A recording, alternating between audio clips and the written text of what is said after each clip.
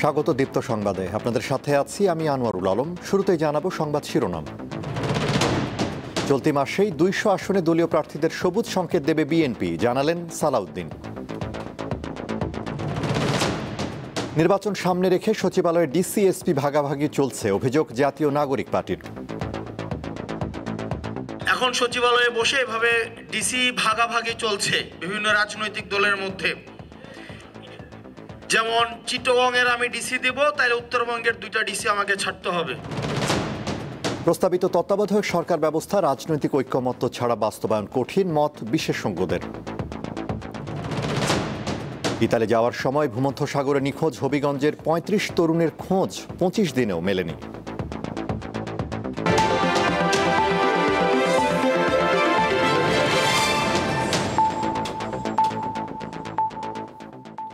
এবারে বিস্তারিত।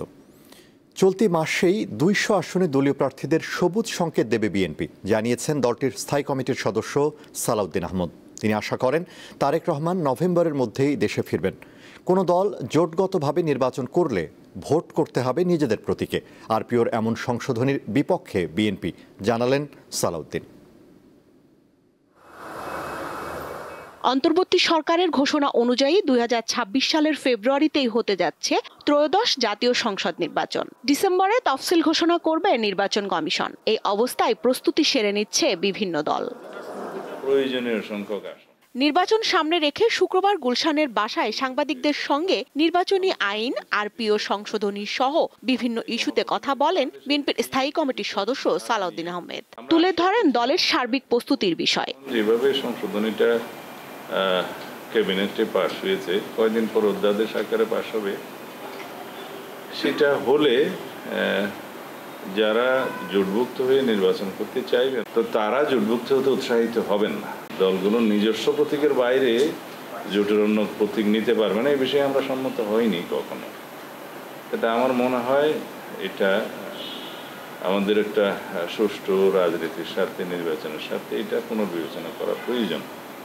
এই কথা আমি আমাদের দলের পক্ষ থেকে জানিয়েছি। আমরা হয়তো আনুষ্ঠানিক চিঠিও দেব। বিভিন্ন দলের সঙ্গে জোট গঠনের ব্যাপারে আলাপ আলোচনা চলছে বলে জানান এই নেতা। আমরা একটা বৃহৎ জোট গঠনের প্রক্রিয়ায় আছি নির্বাচনকে কেন্দ্র করে। যুগপথের সঙ্গী, তার বাইরে অন্যান্য রাজনৈতিক শক্তি, ফ্যাসিবাদ বিরোধী গণতান্ত্রিক আন্দোলনে যারা অবদান রেখেছেন এবং বেশ কয়েকটি ইসলামিক দল, তাদের সবার সাথে আমাদের আলোচনা হচ্ছে। শেষ পর্যন্ত জোট কোন জায়গায় গিয়ে দাঁড়ায় সেটা দেখার জন্য আপনাদের আরো অপেক্ষা করতে হবে। রাজনৈতিক যোগাযোগ আছে আমাদের তাদের সাথে, তবে জোটবদ্ধ হব কি হব না, তারা হবে কি হবে না, সেটা রাজনীতির মাঠে কোনো কিছুই আগে থেকে বলে দেওয়া যায় না। এই মাসের মধ্যেই দলের পক্ষ থেকে কম বেশি 200 নির্বাচনী এলাকায় একক প্রার্থী হয়তো আমরা গ্রিন সিগন্যাল দেব, সেই প্রক্রিয়ায় আছি আমরা শেষের দিকে। বিএনপির ভারপ্রাপ্ত চেয়ারম্যান তারেক রহমান দেশে ফিরে নির্বাচনে অংশ নিবে বলেও নিশ্চিত করেন সালাউদ্দিন আহমেদ। দলের মাননীয় ভারপ্রাপ্ত চেয়ারম্যান তো অবশ্যই নির্বাচন করবেন, তিনি তো সেটা সাক্ষাৎকারে বলেই দিয়েছেন। আসন পরে নির্ধারিত হবে, বাংলাদেশের যে কোনো আসন থেকে তিনি নির্বাচন করতে পারবেন। আশা করি নভেম্বরের মধ্যেই তিনি ফিরবেন। জাতীয় পার্টি নির্বাচন করতে পারবে কিনা বিএনপির এই জ্যেষ্ঠ নেতার কাছে প্রশ্ন রাখেন সাংবাদিকেরা। জাতীয় পার্টি বাংলাদেশের নিষিদ্ধ কোনো রাজনৈতিক দল নয়, তাদের রেজিস্ট্রেশনও বহাল আছে। তাদের বিরুদ্ধে মানবতা বিরোধী অপরাধের কোনো মামলা পার্টি হিসাবে জাতীয় পার্টির এগেনস্টে এখনো পর্যন্ত দায়ের করা হয়নি। তো এসব ক্ষেত্রে জাতীয় পার্টি নির্বাচনে আসার জন্য কোনো অযোগ্যতা তো নেই। জাতীয় পার্টি নির্বাচনে অংশগ্রহণ করবে কি করবে না সেটা তাদের নিজস্ব ব্যাপার। স্বস্তিকা সিংহ, দীপ্ত সংবাদ, ঢাকা। ফেব্রুয়ারিতে হতে যাওয়া নির্বাচন কেন্দ্র করে সচিবালয়ে ডিসি এসপি ভাগাভাগি চলছে, এমন অভিযোগ করলেন এনসিপির দক্ষিণাঞ্চলের মুখ্য সংগঠক হাসনাত আব্দুল্লাহ। আজ দলটির এক সভায় তিনি এই অভিযোগ করে বলেন, অন্তর্বর্তী সরকারের প্রধানকে দর্শকের ভূমিকা থেকে বেরিয়ে আসতে হবে। অন্য নেতারা বলেন, এনসিপি আগামী নির্বাচনে জোটবদ্ধ হতে পারে। অনেকগুলো ইস্যু আছে বাংলাদেশে। শুক্রবার রাজধানীর শাহবাগে শহীদ আবু সাইদ ইন্টারন্যাশনাল কনভেনশন সেন্টারে ঢাকা মহানগর ও জেলার সমন্বয় সভার আয়োজন করে জাতীয় নাগরিক পার্টি এনসিপি। এতে জেলা ও মহানগরের নেতাকর্মীরা অংশ নেন। বক্তব্য রাখেন কেন্দ্রীয় নেতারা। 24-এর অভ্যুত্থান পূর্ববর্তী সময়ে আওয়ামী লীগ এবং তার যে কোনো অঙ্গ সংগঠনে পোস্টেড ছিল এমন কেউ এনসিপির কোনো আহ্বায়ক কমিটিতে আসতে পারবে না।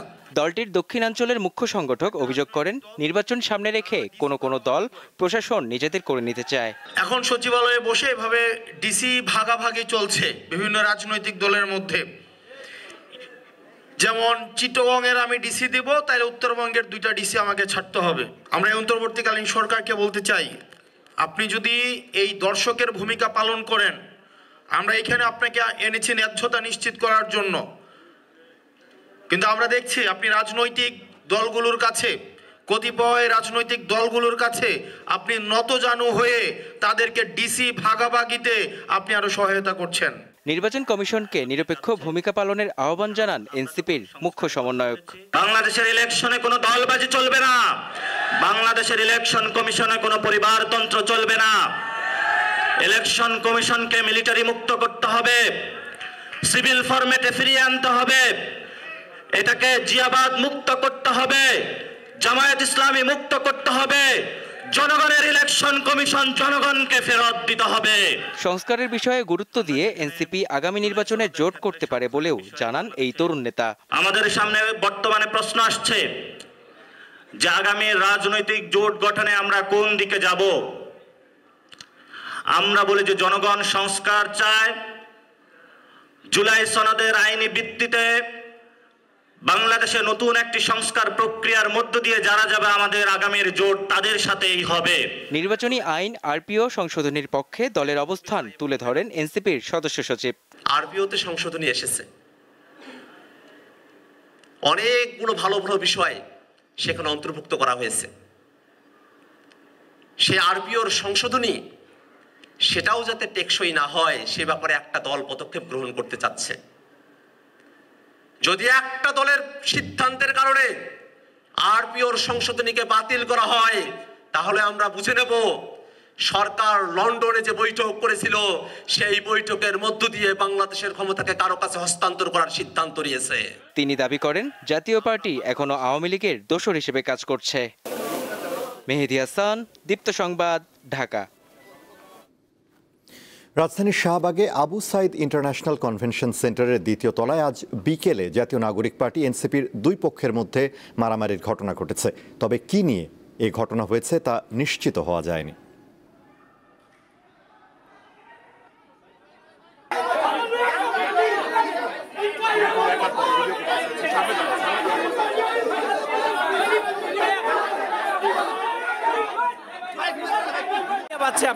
সন্ত্রাসী নেতৃত্বে আঘাত করছে, কে যাকে মারছে সে কে?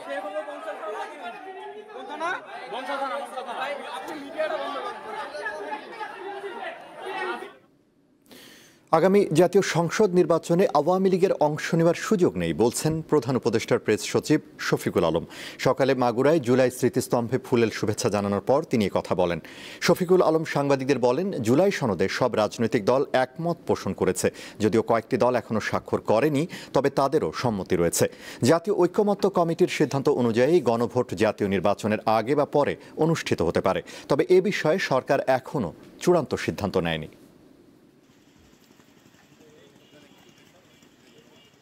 জনগণ ভোট দিতে পারেনি, আমরা দৃঢ় বিশ্বাস এবং আমরা অলরেডি অল সাইন্স আর দেয়ার যে খুবই সুন্দর একটা ইলেকশন হবে এই ফেব্রুয়ারি মাসের প্রথমার্ধে। আওয়ামী লীগ ইলেকশন করতে পারবে না। কোনো চাপ আছে নাকি সরকারের উপরে? কোনো ধরনের কোনো চাপ নাই, এতে দেশি বিদেশি কোনো ধরনের কোনো চাপ নেই। জুলাই সনদে তত্ত্বাবধায়ক সরকারের প্রস্তাব করা হলেও রাজনৈতিক ঐকমত্য ছাড়া তা বাস্তবায়ন সম্ভব নয়, এমনটাই বলছেন বিশেষজ্ঞরা। তারা মনে করেন, একটি অবাধ ও সুষ্ঠু নির্বাচন আয়োজনে তত্ত্বাবধায়ক সরকারের বিকল্প নেই। জুলাই গণ অভ্যুত্থানের ধারাবাহিকতায় বাংলাদেশে চলছে নতুন রাজনৈতিক বন্দোবস্তের আয়োজন। এরই মধ্যে বিএনপি, জামায়াত সহ 25টি দল ঐতিহাসিক জুলাই জাতীয় সনদ সই করেছে। এতে নতুন বাংলাদেশের রূপরেখা তুলে ধরা হয়েছে। যুক্ত হয়েছে নির্দলীয় তত্ত্বাবধায়ক সরকার ব্যবস্থা। এর মাধ্যমে নিশ্চিত হবে নাগরিকদের ভোটাধিকার। জুলাই সনদ অনুযায়ী 3 থেকে 4 মাসের জন্য দায়িত্ব পালন করবে এই সরকার। প্রধান উপদেষ্টা মনোনয়নের জন্য 5 সদস্যের একটি প্যানেল গঠন করা হবে, যেখানে থাকবেন প্রধানমন্ত্রী, বিরোধী দলীয় নেতা, স্পিকার, ডেপুটি স্পিকার ও দ্বিতীয় বৃহত্তম বিরোধী দলের একজন প্রতিনিধি। ক্ষমতা হস্তান্তর ও নির্বাচন প্রক্রিয়া বিতর্কের ঊর্ধ্বে রাখতে নির্দলীয় তত্ত্বাবধায়ক সরকারের বিকল্প নেই বলে মনে করেন এই বিশেষজ্ঞরা। 90 সালের যে আন্দোলন ছিল, তারপরে যে কেয়ারটেকার সরকার ছিল, ওটা কীভাবে হয়েছিল? ওটা কি সংবিধানের ছিল না। পলিটিক্যাল পার্টিগুলো আলাপ করে এক জায়গায় বসে ঐক্যমতে এসে এক সিদ্ধান্ত নিল এবং আমরা একটা বিরাট পরিবর্তন নিয়ে আসলাম। হ্যাঁ, এবং যার ফলে আমরা বাংলাদেশে অনেকগুলো সুষ্ঠু নির্বাচনও দেখতে পেলাম। কাজেই আপনি জুলাই চার্টারে যে বিষয়গুলো থাকুক না কেন, ঐক্যমত দরকার। কোন জিনিসটি খারাপ ছিল সেটাকে আমরা সংশোধন করে আবার আমরা ভালোর দিকে যাব। এই সমস্ত আইন তো পার্মানেন্ট না, এটা হচ্ছে আপনার সময়ের পরিপ্রেক্ষিতে বাস্তবতার নিরিখে পরিবর্তন করতে হবে, পরিবর্তন করে অর্থাৎ গণতন্ত্রকে টেকসই করতে হবে। জুলাই সনদে প্রস্তাবিত তত্ত্বাবধায়ক সরকার ব্যবস্থা কতটা বাস্তবসম্মত ব্যাখ্যা করলেন এই দুই বিশেষজ্ঞ। দেশের প্রেক্ষাপটের উপর ভিত্তি করে তো সিদ্ধান্ত নিয়েছে, তারা প্রস্তাব দিয়েছে। এই রাজনৈতিক দলগুলো মানতে চাবে না, হয়তোবা পরবর্তী পর্যায়ে পরিশীলিতভাবে পরিবর্তন পরিমার্জিত করে হয়তোবা নতুন কিছু আসতে পারে। কিন্তু আমার মনে হয় সবচেয়ে সঠিক সিদ্ধান্ত হচ্ছে নির্বাচনগুলি তত্ত্বাবধায়ক সরকারের অধীনে করা। জাতীয় নির্বাচনের সাথে সাথে লোকাল গভর্নমেন্ট ইলেকশন হওয়া দরকার, সেটা হয়তো কেয়ারটেকার সাথে হতে পারে। এবং পৃথিবীর অনেক দেশে কিন্তু দুটো নির্বাচন একসঙ্গে হয়, যেমন ইন্দোনেশিয়াতে জাতীয় নির্বাচন এবং স্থানীয় নির্বাচন একসঙ্গে হয়ে যায়। সো আমরা যদি একইভাবে করতে পারি, একই স্টাইলে করতে পারি, তখন কিন্তু সবগুলো নির্বাচনই সুষ্ঠু হবে এবং এগুলো নিয়ে কেউ প্রশ্ন করতে পারবে না। উচ্চ আদালতের রায়ের আলোকে 2011 সালে তত্ত্বাবধায়ক সরকার ব্যবস্থা বাতিল করে আওয়ামী লীগ সরকার। এরপর দলীয় সরকারের অধীন 3টি জাতীয় নির্বাচন হয়, যেগুলো ছিল প্রশ্নবিদ্ধ। জুলাই সনদে প্রস্তাবিত তত্ত্বাবধায়ক সরকার ব্যবস্থা এখন দেশের রাজনৈতিক আলোচনার কেন্দ্রবিন্দু। তবে এটি বাস্তবে কার্যকর করতে হলে প্রয়োজন সবার আস্থা ও আইনগত স্বচ্ছতা। যা বাস্তবায়ন কতটা সম্ভব সেটি এখন সময়ের প্রশ্ন। হেদায়েতুল্লাহ সীমান্ত, দীপ্ত সংবাদ, ঢাকা। বিএনপি মহাসচিব মির্জা ফখরুল ইসলাম আলমগীর বলেছেন, আদিবাসীদের সংখ্যালঘু না ভেবে তাদেরকে সমাজের মূলধারায় যুক্ত করতে হবে। আজ রাজধানীতে গারো সম্প্রদায়ের ওয়ানগালা উৎসবে যোগ দিয়ে তিনি কথা বলেন। 24-এর গণ অভ্যুত্থানের চেতনায় সবার জন্য বাসযোগ্য সমাজ গঠনের উপর জোর দেন অন্য বক্তারা।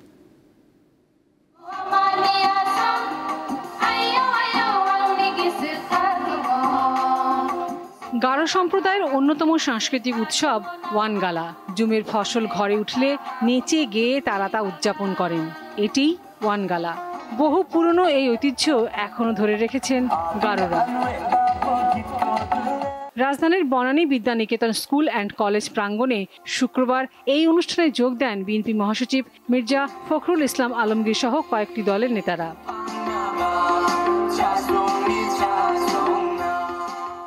এ সময় বিএনপি মহাসচিব বলেন, আদিবাসীদের ঐতিহ্য সমুন্নত রেখে তাদেরকে এগিয়ে নিতে হবে।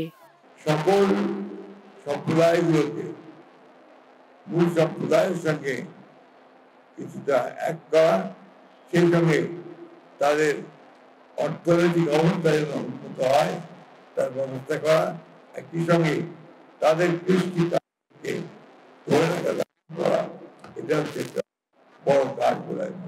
অন্যান্য বক্তারা বলেন, গণ অভ্যুত্থানের মাধ্যমে দেশের প্রতিটি নাগরিকের সমান অধিকার নিশ্চিতের সুযোগ এসেছে।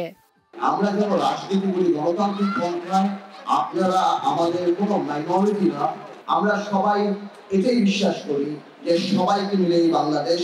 আসুন আমরা সবাই মিলে দেশ গড়ি।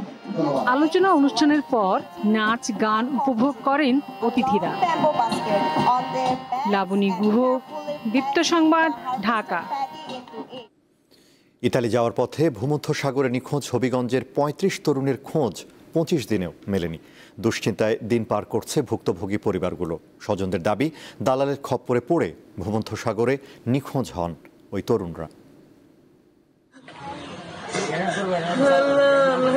হবিগঞ্জের আজমিরিগঞ্জ উপজেলার পশ্চিম ভাগ গ্রামের বাসিন্দা আব্দুল ওয়াহেদ দম্পতি পরিবারের সুখের আশায় ছেলে সাব্বিরকে ইতালি পাঠানোর স্বপ্ন দেখেন, কিন্তু সেই স্বপ্ন এখন দুঃস্বপ্নে রূপ নিয়েছে। গত 30 সেপ্টেম্বর অবৈধ পথে ইতালি পাড়ি জমাতে গিয়ে ভূমধ্যসাগরে নিখোঁজ হন সাব্বির। এরপর থেকে সন্তানের ছবি বুকে নিয়ে চলছে বাবা মায়ের আহাজারি।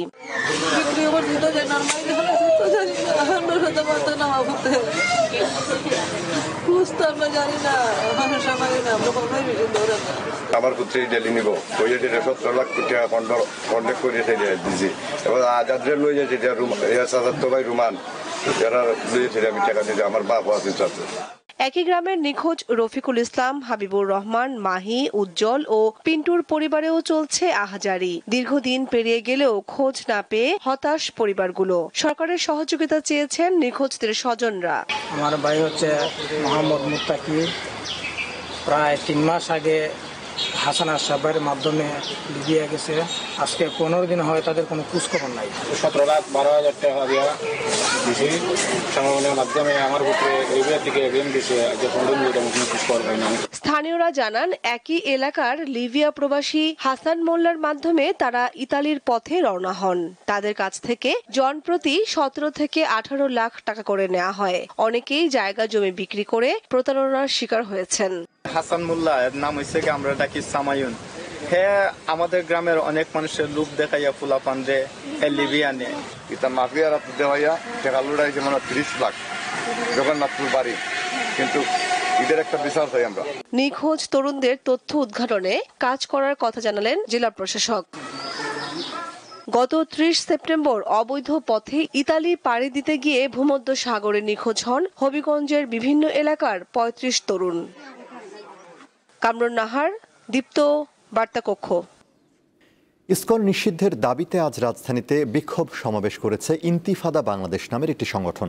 জুমার নামাজের পর জাতীয় মসজিদ বাইতুল মোকাররম এলাকায় বিক্ষোভ সমাবেশ হয়। এতে বক্তারা দাবি করেন ইসকন সাম্প্রদায়িক সম্প্রীতির জন্য হুমকি। সংগঠনটির কর্মকাণ্ডে দেশের সামাজিক ঐক্য ক্ষতিগ্রস্ত হচ্ছে। রাষ্ট্রীয়ভাবে সংগঠনটির কার্যক্রম নিষিদ্ধের দাবি জানান তারা। সমাবেশ শেষে মিছিল বের করে ইন্তিফাদা বাংলাদেশ। বাইতুল মোকাররম থেকে শুরু হওয়া মিছিলটি মতিঝিলের শাপলা চত্বরে গিয়ে শেষ হয়।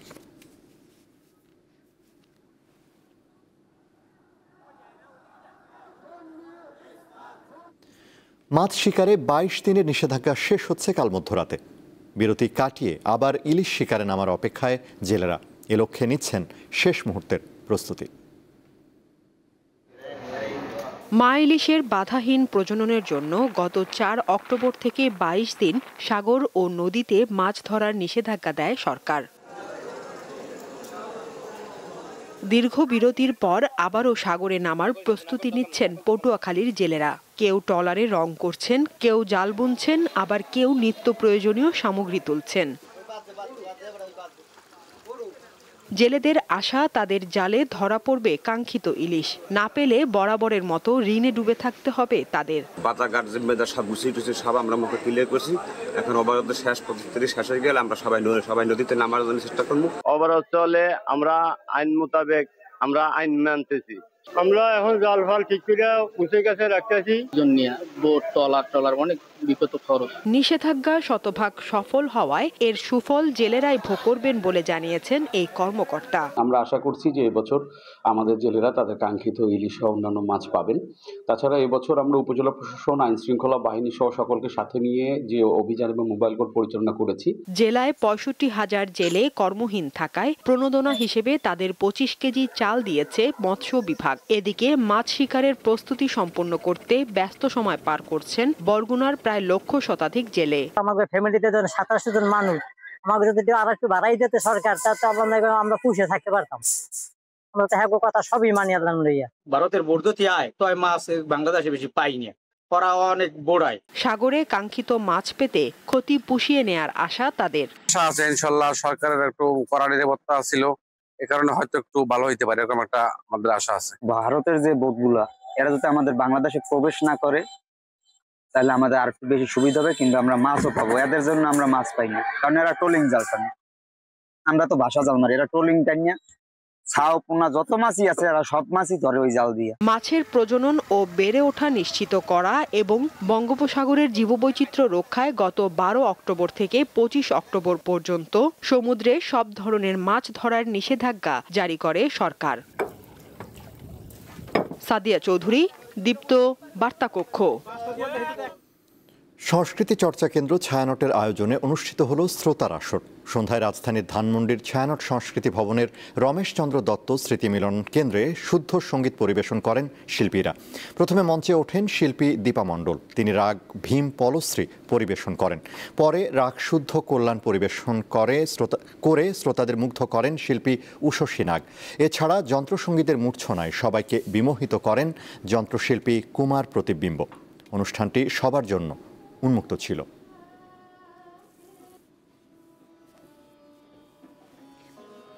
আন্তর্জাতিক ফিলিস্তিনের পশ্চিম তীর অধিগ্রহণ করলে ইসরায়েল সব ধরনের সহায়তা হারাবে বলে হুঁশিয়ারি দিয়েছেন যুক্তরাষ্ট্রের প্রেসিডেন্ট ডোনাল্ড ট্রাম্প। এক সাক্ষাৎকারে তিনি হুঁশিয়ারি দেন।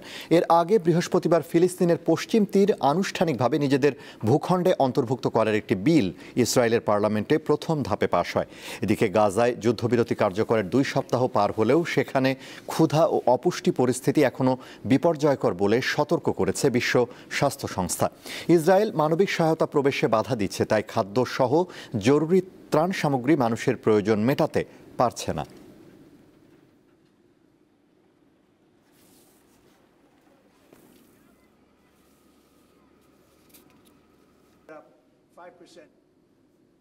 খেলার খবর। থাইল্যান্ডের বিপক্ষে প্রীতি ম্যাচে 3-0 গোলে হেরেছে বাংলাদেশ নারী ফুটবল দল। ব্যাংককের থনবুরি বিশ্ববিদ্যালয় ফুটবল গ্রাউন্ডে ম্যাচের প্রথমার্ধে 2 দলের কেউই গোল করতে পারেনি। বিরতির পর উভয়ই আক্রমণের ধার বাড়ালেও ম্যাচের 69 মিনিটে গোল হজম করে বাংলাদেশ। এরপর 71 ও 86 মিনিটে আরও 2 গোল করে থাইল্যান্ডের মেয়েরা। তবে ম্যাচে বেশ কিছু সুযোগ তৈরি করতে পারলেও বল জালে জড়াতে পারেনি বাংলাদেশের মেয়েরা। এশিয়ান কাপের মূল পর্বের প্রস্তুতির অংশ হিসেবে দ্বিতীয় ম্যাচ আগামী সোমবার।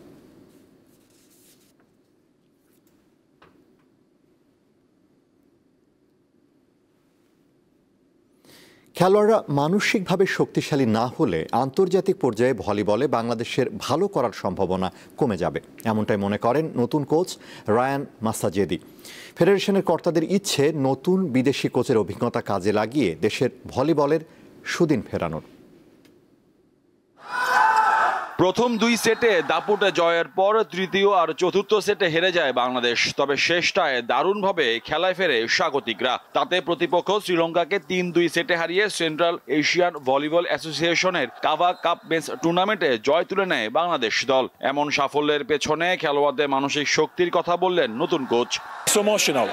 মাত্র 1 মাস হলো বাংলাদেশ দলের কোচের দায়িত্ব নিয়েছি। একটা বিষয় বুঝেছি, এদেশের মানুষ আবেগপ্রবণ। মাঠে এমনটা থাকলে জেতা কঠিন হবে। প্রতিপক্ষ যতই ভালো খেলুক, নিজের মধ্যে তার চেয়ে ভালো খেলার জেদ থাকতে হবে। ইরানি বংশোদ্ভূত জাপানি এই কোচ মূলত আসন্ন এসএ গেমসকে লক্ষ্য নিয়ে কাজ করছেন। তবে ফেডারেশন কর্তাদের চাওয়া তাকে নিয়ে দীর্ঘমেয়াদী পরিকল্পনার। বাংলাদেশের যে স্ট্র্যাটেজি নিয়ে খেলতো সেই স্ট্র্যাটেজিটা পুরো চেঞ্জ করে ফেলছে। সে আগের যে স্ট্র্যাটেজিক যেই নিয়ম কানুন যেইভাবে অ্যাপ্রোচ ছিল সেগুলোকে অনেক মোটিভেশন করেছে। মানে নতুন আধুনিক ভলিবলের ছাপ সে রাখছে। আমাদের না থাকলেও আমরা চেষ্টা করে যাব এই কোচকে ধরে রাখার, এবং সেই শুধু ন্যাশনাল টিম না, এবং বয়সভিত্তিক যে সমস্ত খেলা আছে তাদেরকে আমরা সেরকম জায়গাতেও আমরা আমাদের সেরকম বিদেশি কোচ দিয়েই আমরা ট্রেনিং করানোর চেষ্টা করব। আমরা চেষ্টা করতেছি গভর্নমেন্টের কাছ থেকে আর একটু বেশি সহযোগিতা পাওয়ার।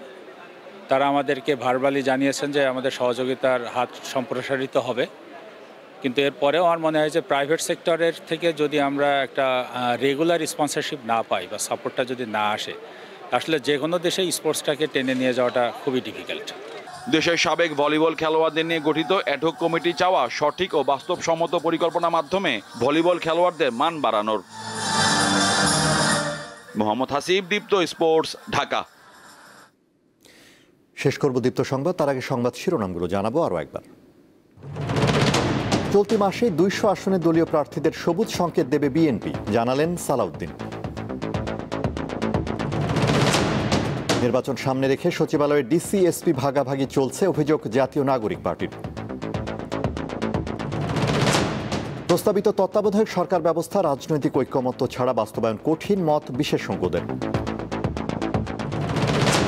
এবং ইতালি যাওয়ার সময় ভূমধ্যসাগরে নিখোঁজ হবিগঞ্জের ৩৫ তরুণের খোঁজ ২৫ দিনেও মেলেনি।